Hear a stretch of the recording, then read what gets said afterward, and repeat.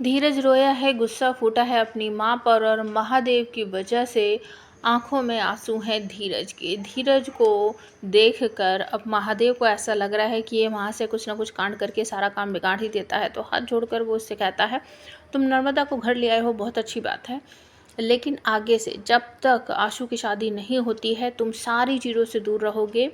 तुम किसी भी चीज़ में कोई भी हिस्सा नहीं लोगे, कोई काम नहीं करोगे, क्योंकि हमने देखा है जब भी इस घर में कोई खुशी का माहौल होता है तुम उसमें कुछ ना कुछ कांड ज़रूर कर देते हो और सारी खुशी मातम में बदल जाती है।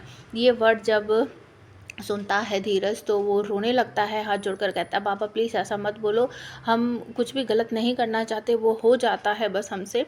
तो धीरज कहता है कि एक दिन ऐसा आएगा जब हम इस घर के सबसे जिम्मेदार बेटे बनकर आपको दिखाएंगे। और महादेव कहते हैं कि हमें उस दिन का इंतज़ार बिल्कुल भी नहीं रहेगा, क्योंकि तुम कभी कुछ अच्छा कर ही नहीं सकते, तुम्हारी वजह से हमेशा घर में कुछ ना कुछ परेशानी आती है। तो इससे पहले नर्मदा सभी लोगों से गले मिलेगी और महादेव को भी कहेगी कि हमें पता है आप हमसे बहुत प्यार करते हो, बहू की तरह नहीं, आप हमें बेटी की तरह प्यार करते हो।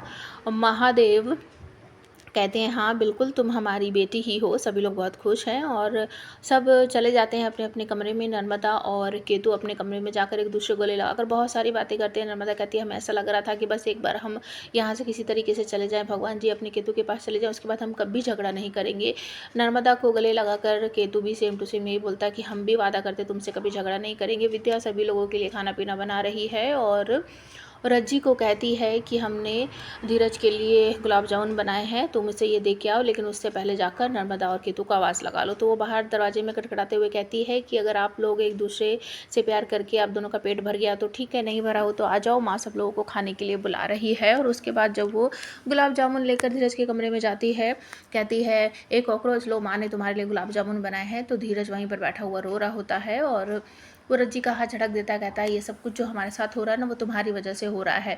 और अपनी माँ को भी वो कहता है कि बाबा हमसे इस तरीके से बर्ताव करते हैं, वो सब कुछ आपके ही कारण है, क्योंकि आपने ज़बरदस्ती करके रज्जी से हमारी शादी करवा दी है। जिस दिन से हमने रज्जी से शादी की है पापा हमें अपना दुश्मन समझने लगे हैं, इस घर का बेटा नहीं समझ रहे हैं। और वो ये सब बोलता हुआ अंदर कमरे में चला जाता है और विद्या बेचारी वहीं खड़े खड़े रोती रह जाती है। और जब सभी लोग सो जाते हैं तो धीरज अपने माँ बाबा के कमरे में आएगा और अपने बाबा के पैरों को हाथ लगाकर उनसे आशीर्वाद लेने की कोशिश करेगा। महादेव की आँख खुल जाती है और वो पछताते हैं कि हमने शायद आज कुछ ज़्यादा ही धीरज को बोल दिया है।